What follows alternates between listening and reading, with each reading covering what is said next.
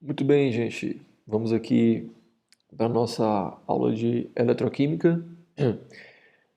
Espero que vocês já tenham assistido a nossa aulinha de revisão sobre reações de oxirredução, né, que vai ser de suma importância para que vocês consigam compreender, né, com mais facilidade os conteúdos vistos aqui na eletroquímica, ok? Então, se você não viu a aula de revisão de reações de oxirredução, pause aqui, volte, assista e aí depois você vem para cá e assiste essa aula. Galera, é o seguinte, a gente vai estudar então a eletroquímica, né, que é justamente a produção de corrente elétrica a partir de reações químicas, né, ou a utilização de correntes elétricas para realizar equações químicas, tá? Reações químicas, no caso. Então a gente tem dentro da eletroquímica a parte de pilhas, né, que é onde a gente produz corrente elétrica, e a parte de eletrólise, que é onde a gente se utiliza da corrente elétrica para realizar ou dar origem, né, às reações. Ok? Então vamos lá. Aqui nessa aula a gente vai falar sobre as pilhas, né? Os conceitos principais, certo? Das pilhas. Na parte 2 dessa aula a gente vai falar sobre alguns tipos de pilha específicas, como pilhas de concentração, e dar um geral nos tipos de pilhas e baterias existentes, certo? E na terceira parte a gente vai falar sobre eletrólise, que é onde a gente se utiliza da corrente elétrica para dar origem às reações. Ok? Então vamos lá. Gente, aqui uma tabelinha, né, dos NOx, dos compostos, dos elementos, né, em seus compostos. Então veja aqui alguns elementos, né, os metais, certo? E alguns não metais, como nitrogênio, cloro, né, bromo, eles têm NOx muito variáveis, certo? Esses elementos a gente só vai conseguir determinar o NOx a partir de outros elementos que compõem ali a molécula, né, com ele, ok? Então, a gente já viu algumas regrinhas lá sobre NOx e a gente viu que a gente consegue calcular o NOx de um elemento num composto a partir conhecendo os NOx dos outros elementos, né, nesse composto. A gente viu também algumas regras, né? Hidrogênio é mais um e menos um, né? Mais um na maioria dos compostos, menos um quando ele estiver ligado a metais, né? Que são mais eletropositivos do que ele, ok?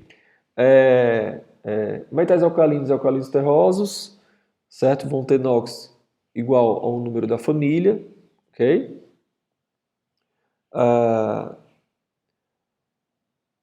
Calcogênios, que falando aqui do oxigênio na verdade, normalmente é menos 2, né, o mais comum, mas pode ter NOx menos 1, como em peróxidos, NOx menos 1,5, como em superóxidos, e NOx mais 2, caso ele estiver fazendo um composto com o flúor, como esse composto aqui, certo? Porque o flúor sempre vai ter NOx menos 1. Então, o NOx do flúor menos 1, para isso aqui ser igual a zero, né, o somatório dos NOx, a gente tem que ter o oxigênio com NOx mais 2. Okay? Então, nesse caso específico com o flúor, o oxigênio tem NOx mais 2. Mosquitinho aqui me perturbando. Beleza, gente? E os gases nobres? Gente, a maioria deles, né, alguns deles, né, não tem NOx porque não existem compostos ali conhecidos. Já criptônio e xenônio já vão apresentar NOx quando tem compostos aí associados. Beleza? Então vamos lá.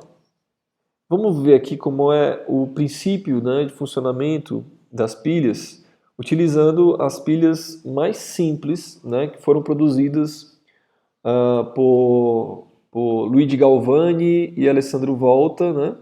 No caso, células galvânicas ou células voltaicas, certo? Voltaicas. Isso lá no entre o século XVIII e XIX, né? E eles produziram as primeiras pilhas, tá? A gente já viu essa reação aqui, né, de zinco e cobre. A gente já sabe que a equação iônica líquida é essa, já que o sulfato é íon espectador, né? Então, essa configuração, né, a gente teria a pilha de Daniell, beleza? Especificamente zinco reagindo com cobre 2.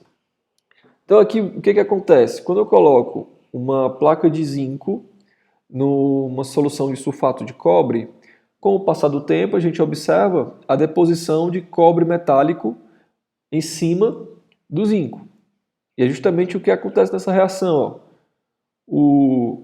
O zinco metálico, né, que a gente já sabe que se oxida, né, então ele doa elétrons, né, para o cobre, que é cobre 2 aqui, ó, né? Então ele doa elétrons para o cobre e o cobre, por sua vez, se transforma em cobre metálico, se reduzindo, certo? Então essa reação acontece aqui na superfície, ele vai se depositar na superfície do zinco. Então qual é o funcionamento da pilha? É separar as reações, né? Elas vão acontecer em compartimentos separados. Então você vai ter isso aqui, mais 2 elétrons, isso aqui, mais 2 elétrons, dando cobre metálico, né? Separar em semicélulas. Tá? O que são as semicélulas? São os polos da pilha. Né? Tem o polo positivo e o polo negativo. Então, cada semi-reação vai estar localizada em uma parte diferente, separada da pilha, né? Uma semicélula. Por que a gente separa? Esses elétrons produzidos na oxidação vão passar pelo circuito, por um fio, né? Até chegar na outra semicélula, onde tem o cobre que vai ser reduzido. Beleza? Então, aqui, nessa foto, a reação acontece diretamente sem produzir corrente elétrica.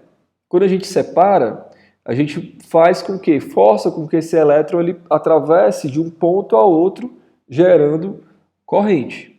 Então aqui a gente tem uma configuração clássica, né, de uma pilha, certo? Uma pilha muito simples, tá? A gente já viu uma pilha de Daniell. Então vamos analisar aqui, né?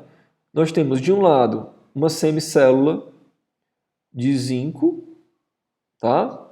Do outro lado uma semicélula de cobre. O que tem na semicélula? Tem um eletrodo de zinco, que é o formado pelo próprio metal, mergulhado em uma solução aquosa de sulfato de zinco, 1 molar. Ok? 1 molar é por padrão. Padrão. Tá? Esse 1 molar aqui é por padrão. Padrão também é 25 graus Celsius. Tá? Beleza. Veja que a gente tem um circuito que conecta, né, um fio que conecta os dois eletrodos. Do outro lado, o eletrodo de cobre, que é uma placa de cobre mergulhada em uma solução de sulfato de cobre. As soluções, naturalmente, vão ter os íons, que é cobre não, é zinco, né?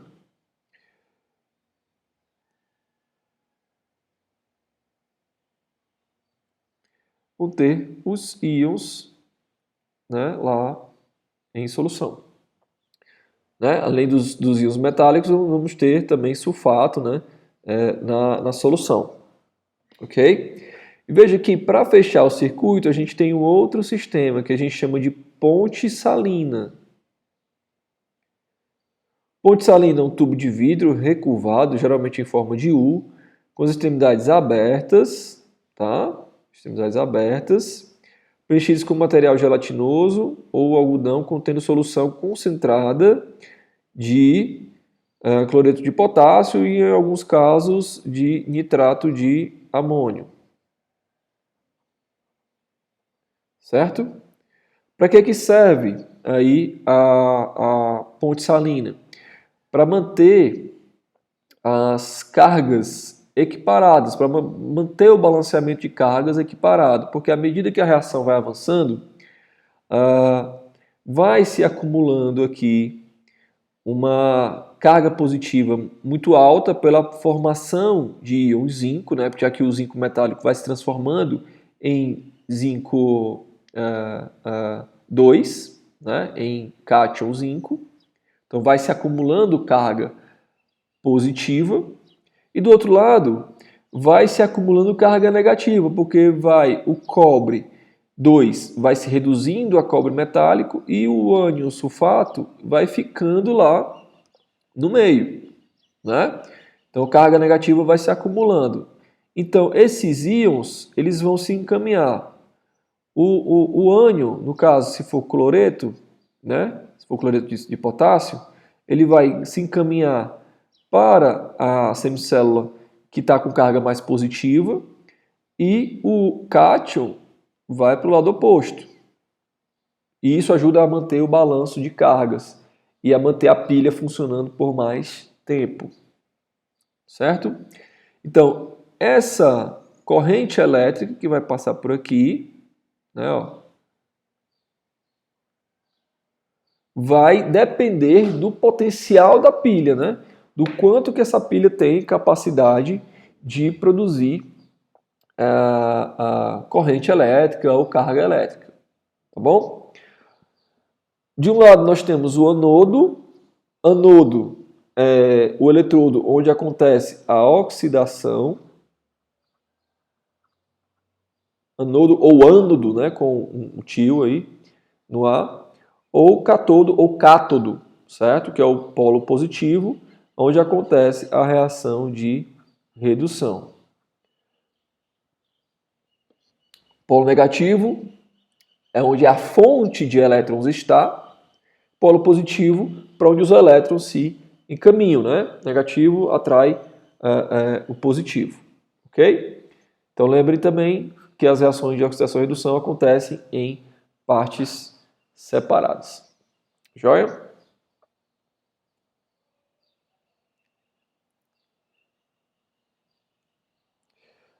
Aqui o que a gente vê, né? Uma representação do que acontece. O elétron sai, né? Ó, os dois elétrons saem do zinco, né? O zinco perde e ele se transforma em cátion indo para a solução, certo?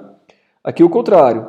Os elétrons vêm pela placa de cobre, encontram o cobre 2, né? O íon na solução e esse cobre 2 se deposita na placa, certo? De cobre. Então a placa de cobre aqui, essa lâmina de cobre, ela começa a ter um ganho de massa pela deposição dos íons cobre, né, se transformando em cobre metálico, e a lâmina de zinco, ela perde massa porque o zinco metálico ele está se transformando em zinco 2, então ele está saindo, né, está perdendo átomos que estão indo para a solução.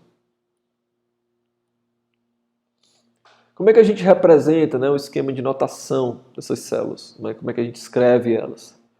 Ok? Então, assim, é bem simples. Do lado esquerdo, a gente escreve a configuração do anodo, tá? Na sua forma de reação de oxidação, né, que é onde acontece o anodo. Então, o que é que tem lá no anodo? Zinco metálico, né, zinco sólido, e zinco 2, aquoso, coloca também a concentração, beleza? Eles são divididos por uma barrinha. Essa barra quer dizer o limite de fases, porque o zinco sólido e o zinco aquoso. Então são duas fases diferentes. Então existe um limite entre essas duas fases. Certo? Sempre que eu tiver componentes, diferentes fases em um eletrodo, a gente separa por uma barra simples. Essa barra dupla, ela indica a ponte salina.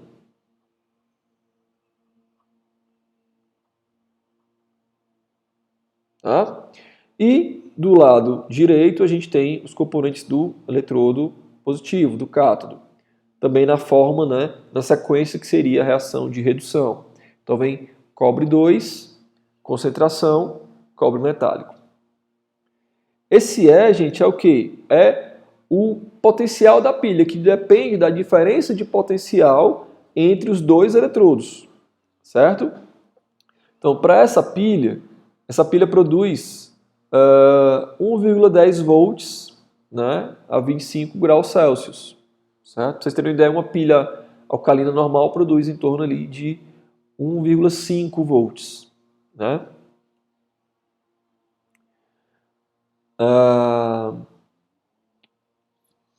Muito importante também é o sinal. Tá? A gente vai verificar que a gente consegue calcular, né, por termos valores tabelados, a gente consegue calcular os valores de potencial da pilha, né, diferentes composições.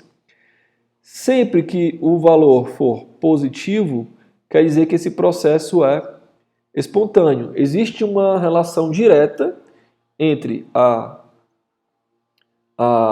energia livre, certo?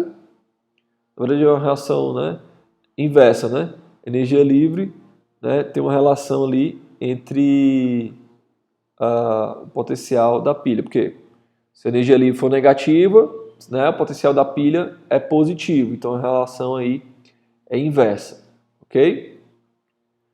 Tem uma relação direta, depois a gente vai ver que existe ali formas da gente calcular energia livre a partir do potencial de uma pilha. Né? Esse potencial a gente também chama de força eletromotriz, ou, né, também chamado de FEM, que é o fluxo de elétrons, né, que se deve à diferença de potencial dos eletrodos, como eu já falei, do DDP, né, a diferença de potencial. A voltagem da pilha, então, depende do DDP. Quanto maior for a diferença de potencial entre os dois eletrodos, certo?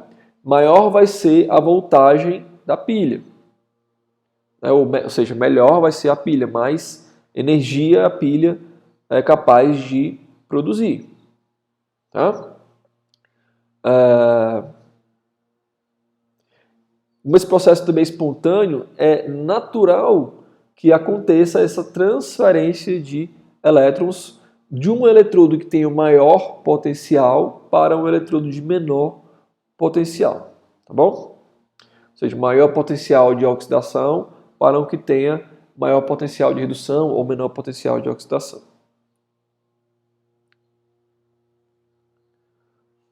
Gente, o que acontece?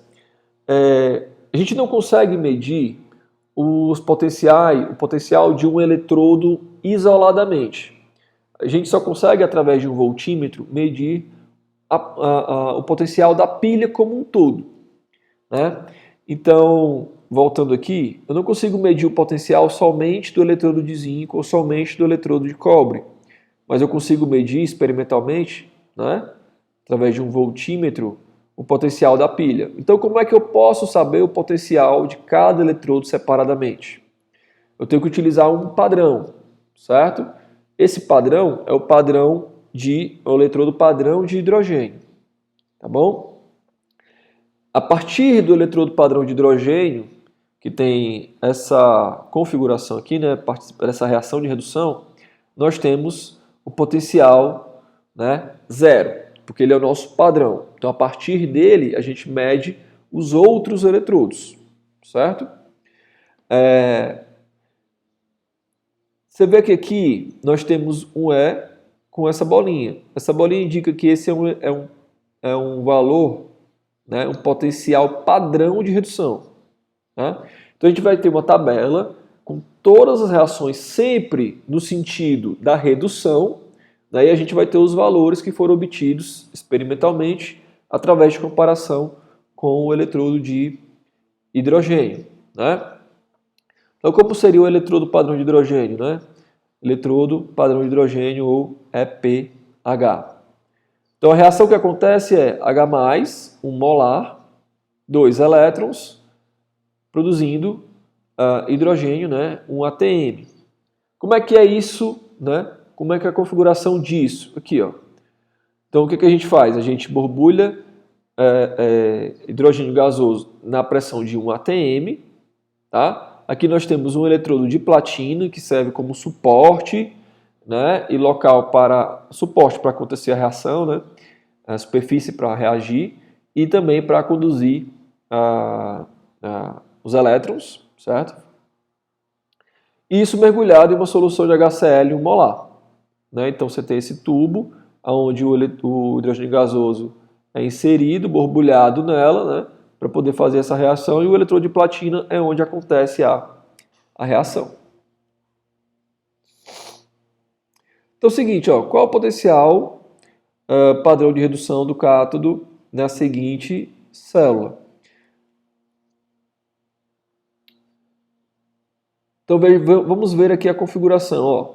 Platina, barra, que é essa barra, é o limite de fase, a platina é sólida. Hidrogênio gasoso a 1 atm, veja que a gente tem a pressão, né? Não tem a concentração, mas tem a pressão, que é hidrogênio gasoso. Barra, veja que é uma outra fase, aqui é gasoso. H+, aquoso, 1 molar. Duas barras, quer dizer, a ponte salina. E aqui, ferro. Veja que não tem limite de fases entre ferro 3 e ferro 2. Por quê? Ferro 3 e ferro 2 são ambos aquosos, certo? Mas a reação acontece aonde? Acontece no eletrodo de platina, né? A platina, pessoal, é utilizada porque a platina é inerte. A platina ela não vai influenciar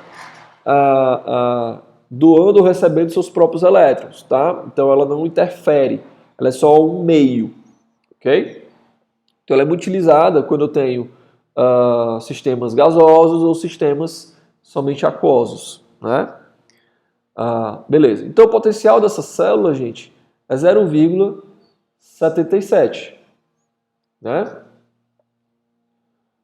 Gente, é o seguinte, ó.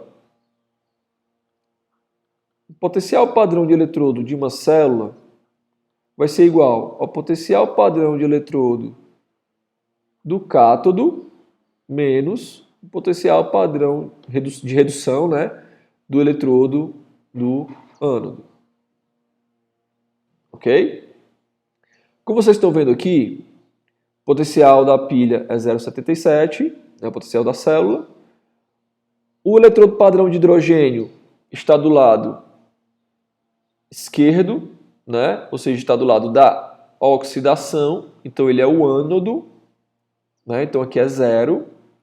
Então o potencial do ânodo é 0 volts. Então o que a gente quer descobrir? O potencial de eletrodo do cátodo, certo? Que é justamente o potencial de eletrodo dessa reação do ferro 3 a ferro 2. Então, nós temos o seguinte, padrão redução do cátodo é o padrão da célula mais padrão do ânodo. Como o ânodo era igual a 0, que é o eletrodo padrão de hidrogênio, né? Quer dizer que o potencial de redução do cátodo é igual ao potencial de redução da célula, mais 77 volts. Certo? Então esse é o potencial de redução dessa reação, onde o ferro 3 mais um elétron produz ferro 2. E a gente pode escrever isso, ó, potencial padrão de redução mais 0,77 volts. Certo? Então é muito simples, a gente sempre vai substituir, a gente vai ver onde é que o eletrodo padrão de hidrogênio está, né, se ele atua como cátodo ou como ânodo, e utiliza o valor 0 aí que é justamente para facilitar, né, o nosso padrão. Mais uma vez aqui, ó, com base na figura abaixo, determine o valor do potencial de redução, né, potencial padrão de redução do cobre. Ok? O eletrodo de cobre é o cátodo. Então, o eletrodo de cobre é o cátodo onde acontece a redução, então ele é o eletrodo positivo. E, novamente, é o ânodo aqui, o eletrodo de hidrogênio. A gente já viu o seguinte, ó, eletrodo padrão, né, potencial padrão de redução da célula, potencial padrão de redução do cátodo, menos potencial padrão de redução do ânodo. Resolvendo para o cátodo, né, que é o que a gente quer saber, novamente nós temos potencial da célula mais potencial do ânodo. Potencial do ânodo, 0. Potencial da célula é 0,34 mais 0, que é o potencial do eletrodo padrão de hidrogênio. Então aqui vai ser mais 0,34 volts, que é o eletrodo então padrão de cobre, é 0,34 volts. Então, gente, com base nisso, nós temos esses valores tabelados. Todos esses valores aqui de eletrodos, eles vieram por comparação com, né, com o eletrodo padrão de hidrogênio, certo? Sempre utilizando 25 graus Celsius e 1 atm no caso de gases, né, e 1 molar no caso de soluções, tá? Então veja que aquele que tem maior potencial de redução é o flúor, com 2,87 volts o potencial de redução. Então, ele não pode ser reduzido por ninguém. Aliás, desculpa, ele não pode ser oxidado por ninguém, né? Ele sempre vai ser o eletrodo onde acontece a redução, você vai ser o cátodo. Ele tem muita afinidade aos elétrons, certo? Então ele vai ser um agente oxidante muito forte. Já no outro extremo oposto da tabela, nós temos o lítio, com potencial de redução mais baixo.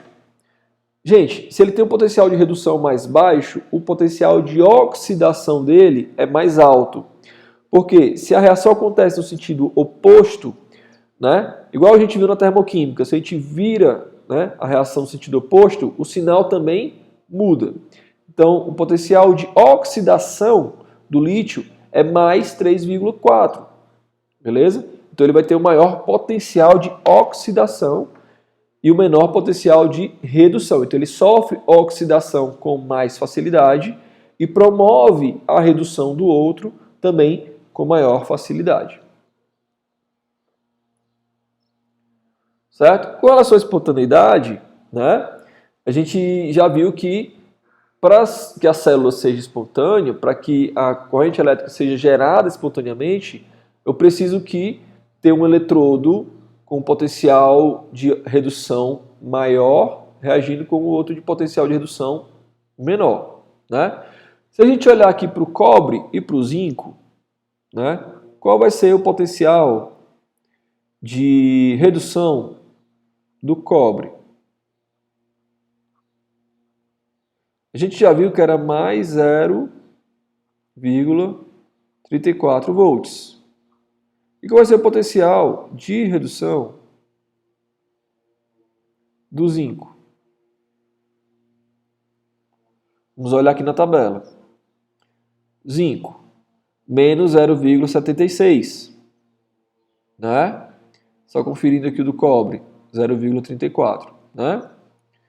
Então, menos para o zinco é menos 0,76. Então, veja, gente, que como o cobre tem o maior potencial de redução, ele vai preferencialmente ser reduzido na presença do zinco, que tem o menor potencial de redução.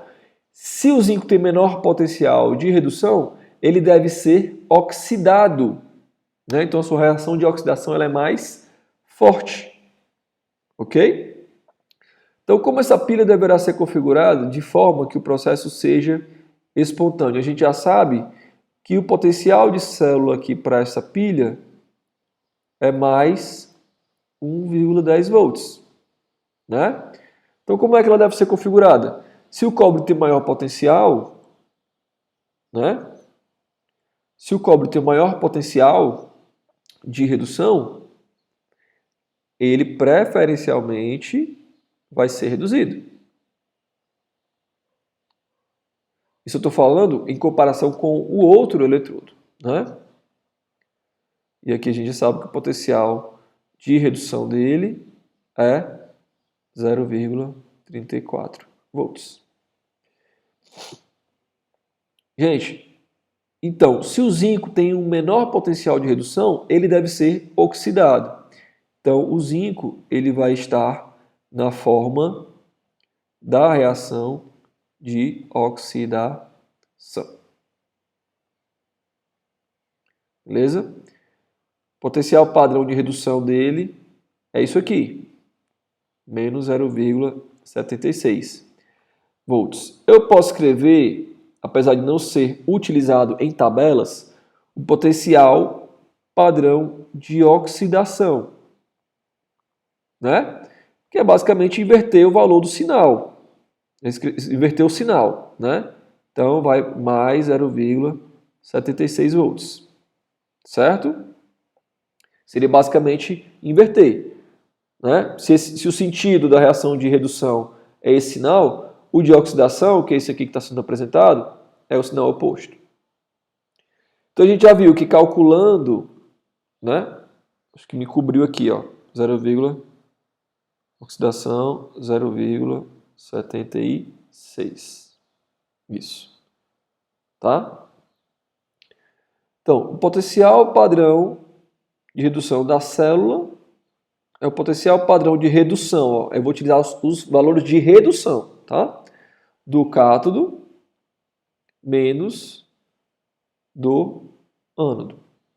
Então, substituindo, dá 0,34 do cátodo menos 0,76 do ânodo, o que dá o valor de mais 1,10, né? Como a gente já havia verificado.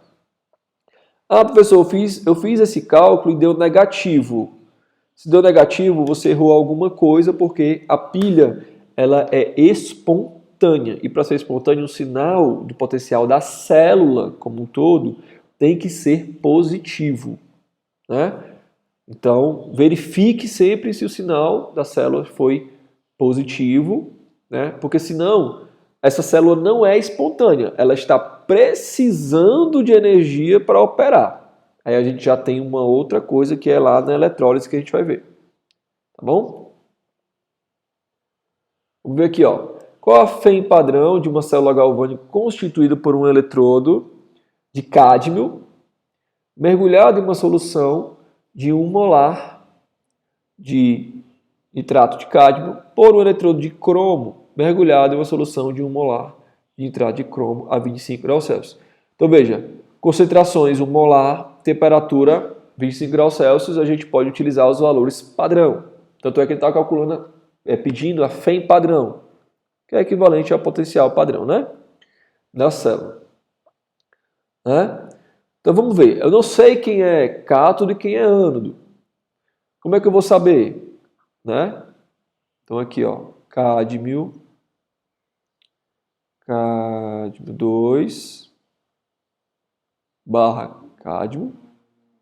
Vou procurar esse valor na tabela e cromo 3 cromo. Procurar também esse valor na tabela. Vamos lá. Então, encontrei esses valores. Eu tenho menos 0,40 para o eletrodo, para o potencial de redução do cádmio e menos 0,74 para o potencial de redução do cromo. Então, quem se reduz preferencialmente é o cádmio, certo? Então, o cádmio vai sofrer a redução, 2, dando cádmio 0, né? E o potencial padrão de redução para ele é menos 0,40. Se ele tem o maior potencial de redução, ele é o meu cátodo, né? Porque a redução acontece sempre no cátodo. Gente, o cromo, então, tem o menor potencial de redução. Então, ele preferencialmente, aqui nesse caso, ele se oxida, para que a reação seja espontânea. Então, vai ser a oxidação do cromo a cromo 3. E aqui, no caso, são 3 elétrons. Potencial, aqui, como vai ser onde acontece a oxidação, ele deve estar no ânodo. E o valor de potencial de redução, então, no ânodo é 0,74 volts. Tá? Gente, tem só que ajustar aqui a questão do balanceamento, porque o cromo produz 3 elétrons, mas o cádmio só precisa de 2. Então eu preciso de mais cádmio, né? Eu preciso de mais cádmio para poder receber os elétrons produzidos pelo cromo. Como é que eu faço esse ajuste? Eu pego o valor, né, o número de mols de elétrons produzidos e multiplico aqui, tá? E pego o número de mols produzidos pelo outro eletrodo e multiplico tudo aqui, certo? Então a equação, isso não vai alterar o valor do potencial, né? Porque o potencial não é propriedade extensiva, não depende da quantidade de eletrodo, né? Depende só do tipo de eletrodo. Então vai ficar, vou mudar aqui de caneta, vai ficar 3, né? Aqui 6, 3. Aqui vai ficar 2, 2 e 6. Lembre que as quantidades de elétrons produzidos pelo ânodo e recebidos pelo cátodo tem que ser iguais. Tá bom? Então vou apagar aqui para ficar mais bonitinho. Então agora é só a gente aplicar a fórmula, né? Que a gente já conhece. Então o eletrodo padrão, aliás, o potencial padrão da célula vai ser o valor do potencial padrão de eletrodo, né? Do eletrodo no cátodo, 0,40, menos o do ânodo, 0,74. Isso aí vai dar quanto, gente? Menos dá mais 0,34. A célula tem um potencial de 0,34 volts.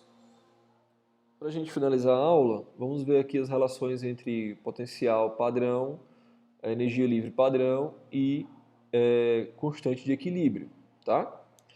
Então, gente, a gente pode definir a energia elétrica como sendo a FEM, né, o potencial da pilha, em volts, vezes a carga elétrica total, né, a quantidade de carga que atravessa o sistema, que é dada em Coulomb. Volt vezes Coulomb é igual a Joule, né? Então a energia elétrica é medida em joules, certo? Né? Aqui a gente pode utilizar o potencial padrão da célula. E a carga elétrica, gente, a gente calcula assim, ó.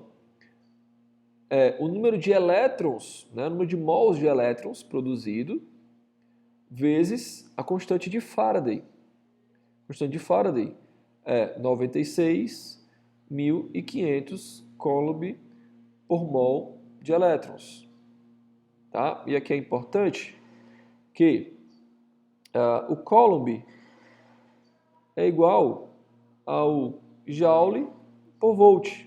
Então a gente ajusta isso aqui, ó, 96.500 Joule por volt mol de elétrons, tá? Que é mol de elétrons.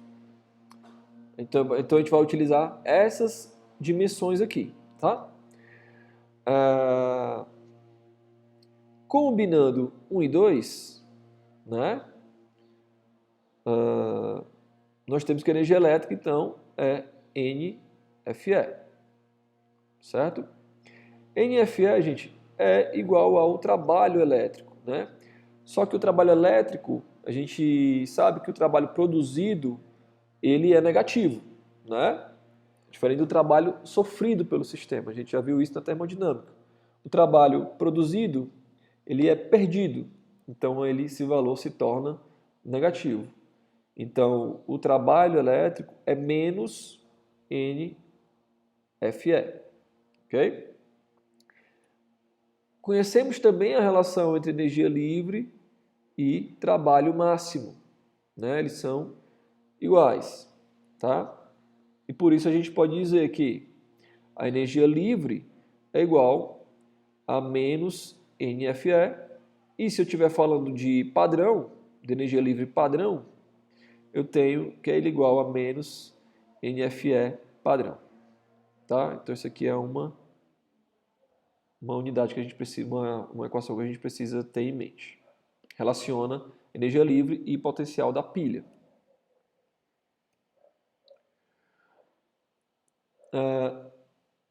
A energia livre está relacionada também com o quociente racional, né? Pela expressão energia livre igual a energia livre padrão mais RT ln de Q, que é o quociente racional, né? Vocês lembram?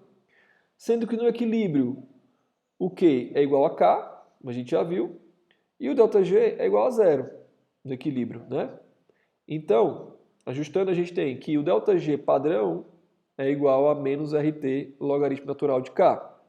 Então, isso aqui relaciona equilíbrio e potencial e energia livre padrão. Combinando 3 e 4, né? O que é o 3? G padrão menos NFE padrão, nós temos que o potencial padrão de uma pilha é igual a RT sobre NF, logaritmo natural de K. Tá? Então a gente tem essa relação aqui entre essas três grandezas. Ok? Gente, como isso aqui, esses valores são valores constantes, então nós temos o seguinte, ó, potencial. Então, R, o que é o R? É a constante dos gases, né? Joule por mol Kelvin. Temperatura, na condição padrão, é 298 Kelvin, né? Sobre o número de mols que vai variar de reação para reação, vezes a constante de Faraday, 96.500 Joule por volt por mol de elétrons, e isso logaritmo natural de K. Calculando isso aqui, ó, Joule, mol por mol, Kelvin por Kelvin, né? Ficamos então com a unidade de volts. Potencial vai ser 0,0257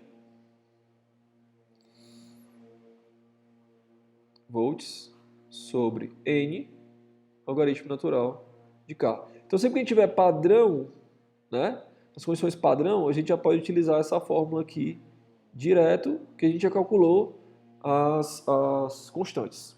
Tá? Gente, então, para finalizar, resolver aqui um exercício. Calcule a constante de equilíbrio para a seguinte reação a 25 graus Celsius. Né? Para a gente calcular a constante de equilíbrio, a gente vai utilizar essa expressão, 0,0257 volts,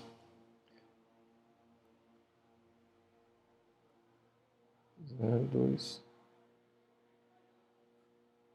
N, logaritmo natural de K. Tá? Então a gente só precisa, né, saber o potencial dessa pilha e o número de mols de elétrons envolvidos nessa reação. O que a gente está vendo aí? Né? A gente está vendo que o estânio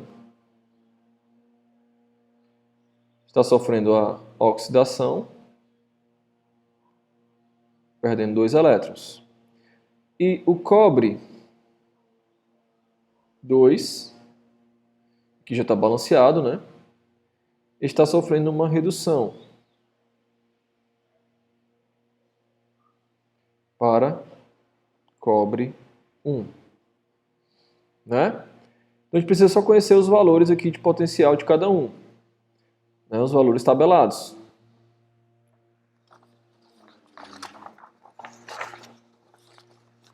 Então aqui para o estânio, 0, menos 0,14 volts. Tá? Que aí no caso, como é a redução, vai ser o ânodo, né? Como é a oxidação, vai ser o ânodo. E no caso aqui do eletrodo padrão de cobre, que vai ser o cátodo, né? Vai ser, o cobre aqui é mais 0,15 volts. Ok? Então a gente só subtrai esses valores, né? Potencial aqui padrão da célula é potencial padrão do cátodo, que é 0,15, menos potencial padrão do ânodo, 0,14. Isso aí então vai dar 0,29 volts. Tá bom? Número de mols de elétrons envolvidos? 2. 2 mols de elétrons envolvidos. Ok? Então a gente vai substituir. O potencial é 0,29, utilizando essa fórmula, né? 0,29 volts. Né? Aqui nós temos o valor constante, 257, dividido por 2. E aqui nós temos o nosso logaritmo natural. Ok? Fazendo aí as contas, nós temos logaritmo natural igual a 22,6. Tá? A gente sabe que a gente tem que calcular, para calcular isso aqui, a gente tem que usar o antilog, né? O antilogaritmo. Certo? O antilogaritmo natural. Então vai ficar o quê? A gente cancela aqui, ó, logaritmo, então vai ficar K elevado a 22,6. O SE é o antilogaritmo natural. Então vai ficar 22,6. Então a constante de equilíbrio para essa reação é 6,5 vezes 10 a 9. Então veja que é uma reação com uma extensão muito boa, né? Ela acontece muito bem, aí praticamente, com certeza ela se conclui aí 100%. Tá bom? Galera, então é isso, ok? Por hoje. Resolvam os exercícios aí que eu não resolvi, né, na forma, como modo de exercício, tá? E a gente se vê na próxima aula, que vai ser síncrona para a gente fechar todo esse conteúdo. Valeu? Até mais!